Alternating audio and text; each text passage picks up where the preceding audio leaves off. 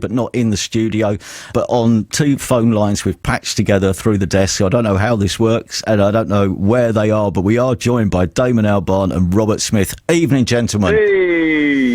Good evening. Damon, whereabouts are you? I'm on the southern side of the Seine at some kind of dance studio. Oh, okay.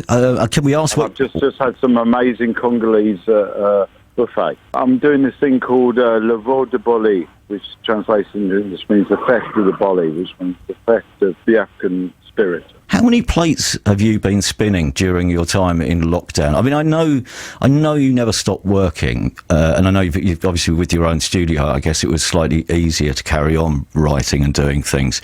But no. I went down to Devon on March the 19th because my mum and dad live down there, and I have a house down there. So I've got a couple of barns, and I set up a studio in one of them. Yeah, well, it was very, very basic setup, but it was enough, to keep on working. Yeah. And Robert, how are you, and where are you? I'm on the southern part of the UK. I'm on the coast, and I haven't had any Congolese. I've just been out picking magic beans. It's not quite as exciting, but it might be later. Don't underrate those magic beans. I'll tell you what, Robert, it's a lot different to, what was it, just over a year ago, the last time we spoke, and you were just preparing for your headline appearance at Glastonbury, weren't you, last year? Yeah, it's been black and white, really, last year and this year. I mean, I feel really sorry for all the people that had plans for this year. I mean, it's just been a disaster. So, I mean, from my own perspective, it's great that we got so much done last year, and it was a fantastic year. But, I mean, this year has just been just not a year. It's just been completely weird. Because I guess you're slightly more fortunate, because I don't think the Cure had much in the diary this year, did they? Our whole idea for this year was really finishing off the album that we started last year, me finishing off a solo album, and also finishing digitising like decades of stuff that we've got, the video stuff, in order to make this film with Tim Pope about the history of the band. So it's actually benefited me because there have been no other distractions. So I've actually got a lot of what I wanted to do done. Yeah. So, before we play this new track, which we've worked on together,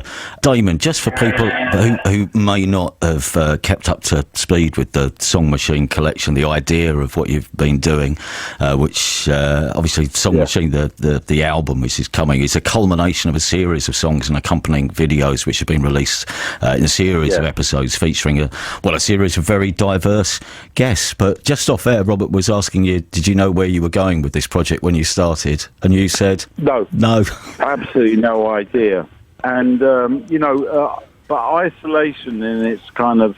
I really kind of sort of got my head around it as a way of existing. And, it has its pitfalls like any other form of existence. But if you're kind of have a bit of self-discipline, it can be incredibly productive. So I hope everyone's been productive, because we're unlikely to get an opportunity like this again. With obviously the songs and the guests on this record, I think I read somewhere that it's about trying to find kindred spirits, and you can sort of, I don't know how you identify a kindred spirit, whether you have to meet someone or you can just hear their music. No, you don't. I mean, we did this tune with Robert completely by email. And he wasn't actually really... I mean, we sent him it, and he said, yeah, I like it. Was I really that enthusiastic? No. But, you were like... I loved it. I thought it was excellent. I know you did say it was excellent, but you were like... You weren't specific about when you would actually do something. But to be fair, you did kind of sort of keep us kind of in the loop about where you're at. It's like, I've done something, but I think I can do better. And then, And anyway... I was leaving the barn one night, and I'd had definitely too much to drink, and I slipped and fell and hit my head on the stone wall of the barn door.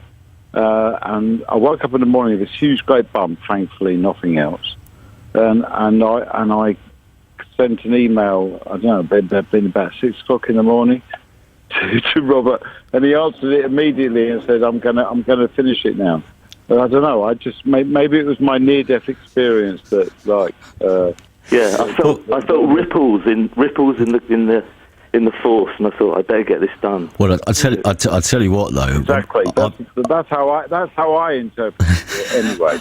But then again, I am deluded.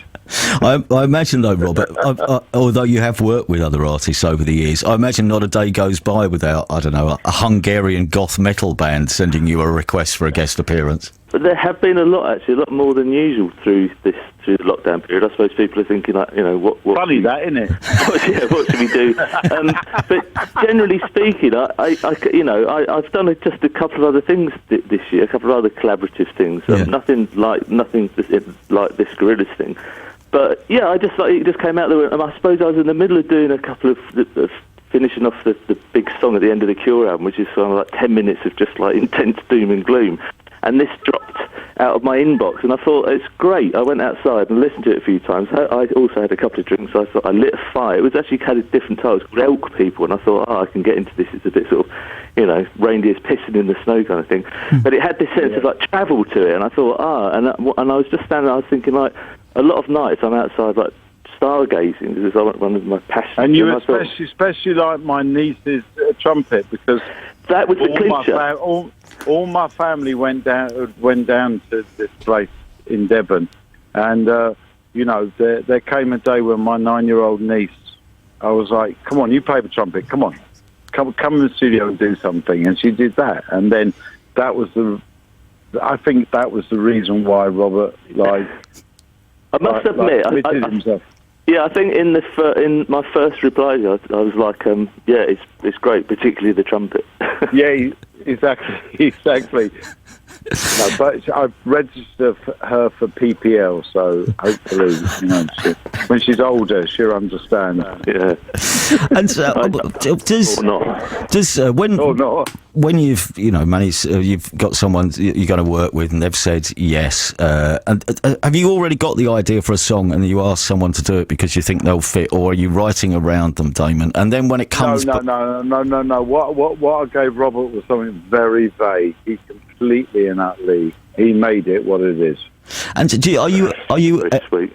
Yeah. Are you ever surprised? Well, it's true. I'm not sweet, but I'm honest. Yeah.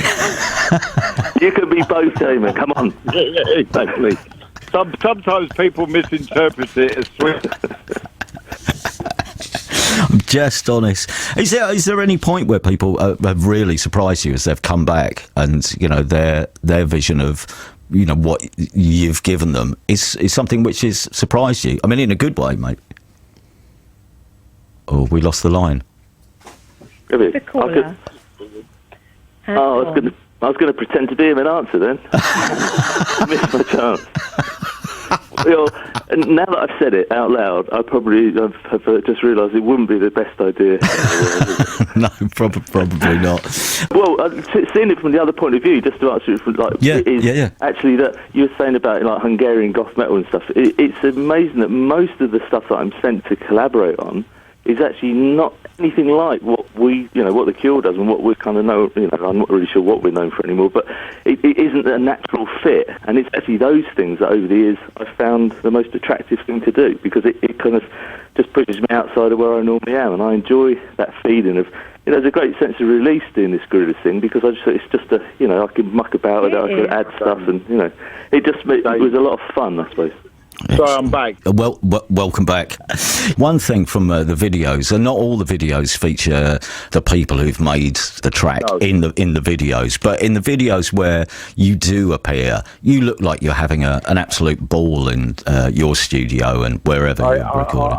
I really try not to do anything unless I'm enjoying myself. Sometimes even enjoying yourself is not enough to make it good, but most of the time it's a good start. Thank you very much. Before anything else happens, thank you for joining us, and we shall play the track. What else? So, Robert, good luck with finishing off the records. And I'm not going to press you for release dates. I realise that's, never going to happen. Yeah, I'll just come up with an imaginary date. Yeah. Pick one. And Damon, you had to cancel some solo stuff, didn't you? But I imagine that will be back on the cards at some point. Oh well, I'll just keep my head down and get on with it. I'm very low expectations. Honestly, I'm just lucky to even be able to do what I'm doing. So. Well, bless you. Thank you for talking us through this track, which you'll find on Gorilla's Song Machine collection.